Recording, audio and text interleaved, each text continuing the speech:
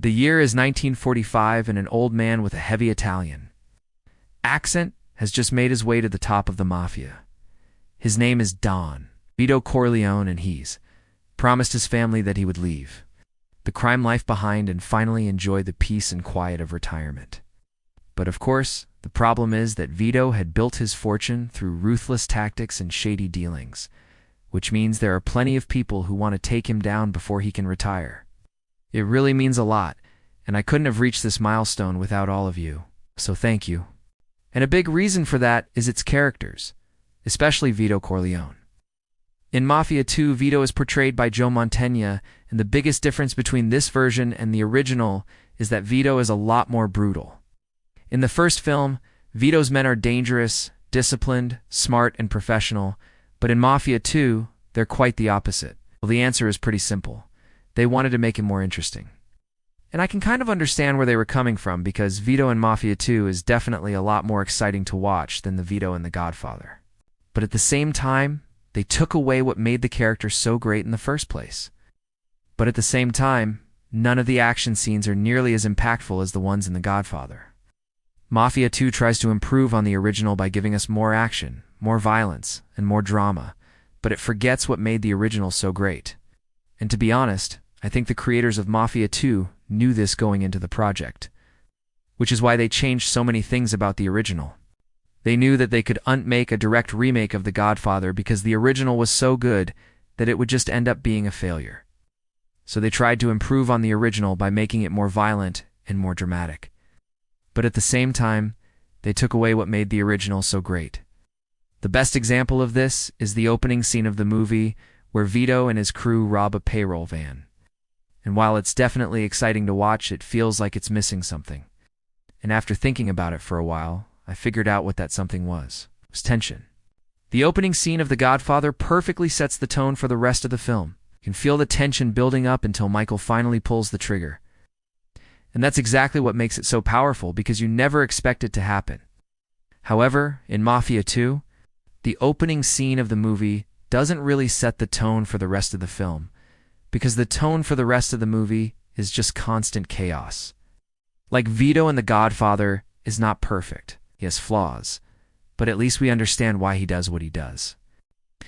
But in Mafia 2, we don't understand anything about Vito, because he seems to do everything for no reason.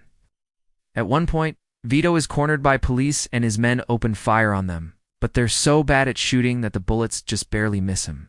If they were any worse, they'd be using Nerf guns. And speaking of Vito being cornered, there's a scene where he's pinned down by rival mobsters, and again, his men come to save him, except this time, they suck even more, because they're so bad at hiding. Vito's enemies could easily see them coming, and they even warn Vito about it. When we first meet him, he's already in his mid-30s, and running his father's criminal organization. And right off the bat, we see how different this version of Vito is when he tortures two men by burning their legs and forcing them to walk over broken glass. But in Mafia 2, the main character is an impulsive and reckless teenager named Vito. Vito, who's already in his mid-30s in Mafia 2. He's still reckless and hot-headed, but he's shown a few moments where he seems to be capable of making rational decisions. But then the next scene comes along, and he throws away any chance of looking like a competent leader. Yeah, this is the type of guy you don't want to mess with. And the audience understands why Sonny does what he does. He's impulsive and hot-headed, yes, but it's mostly because he's protecting his family. However, in Mafia 2, the main character, again named Vito, lacks any real motivation other than generic catchphrases like honor and family. Like in one scene, Vito's father gets arrested, and instead of helping him or doing something smart, he just walks around punching random strangers and cops. Another thing that doesn't make sense is Vito's relationship with his girlfriend, Sarah. Like in the beginning of the movie, she's a sweet and innocent girl who falls in love with Vito, but as the movie progresses, she becomes more and more psychotic, eventually killing her own father and trying to kill Vito's father as well.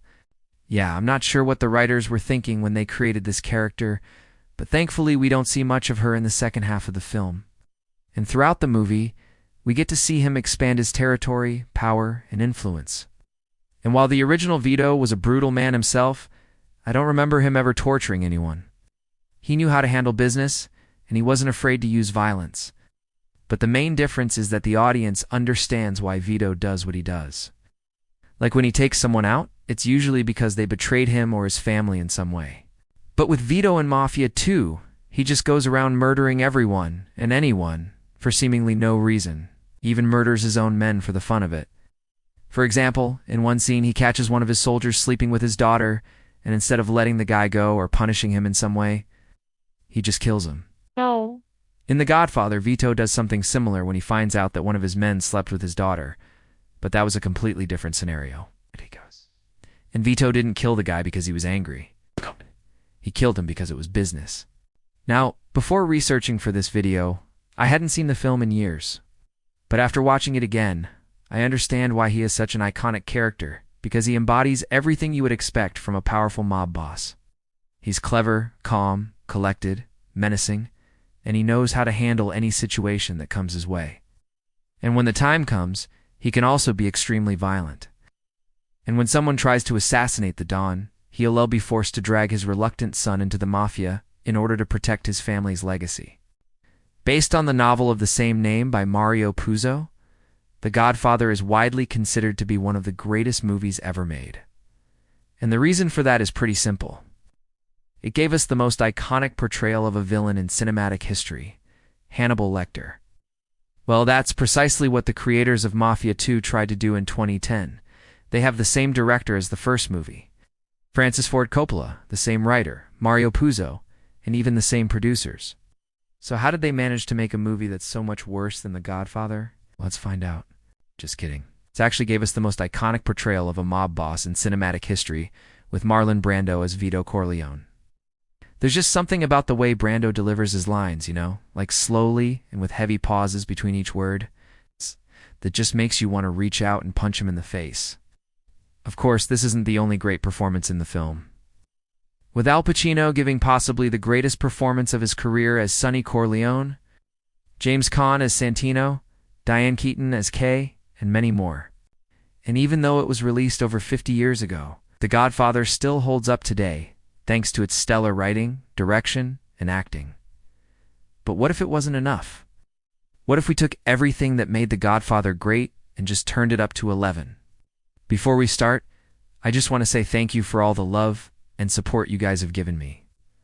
Like I said at the beginning of the video, The Godfather is widely considered to be one of the greatest movies of all time. However, as good as he is in The Godfather, the creators of Mafia 2 decided to go in a different direction with their version of Vito. And another thing that doesn't make sense in Mafia 2 is that Vito's men seem to be extremely competent compared to the ones in The Godfather. Now you may be wondering, why would the creators of Mafia 2 change Vito's character if he's one of the most loved characters in cinematic history? Another similarity between these two films is the protagonist. In The Godfather, the main character is the hot-headed and impulsive Santino, who eventually learns how to control his anger. In The Godfather, Sonny might lack his father's composure and intelligence, but he more than makes up for it with his loyalty and bravery. One of the biggest differences between Mafia 2 and The Godfather is that Mafia 2 is a lot more violent overall. Mafia 2 isn't a bad movie. It has good acting, direction, and writing, but at the same time, it pales in comparison to The Godfather.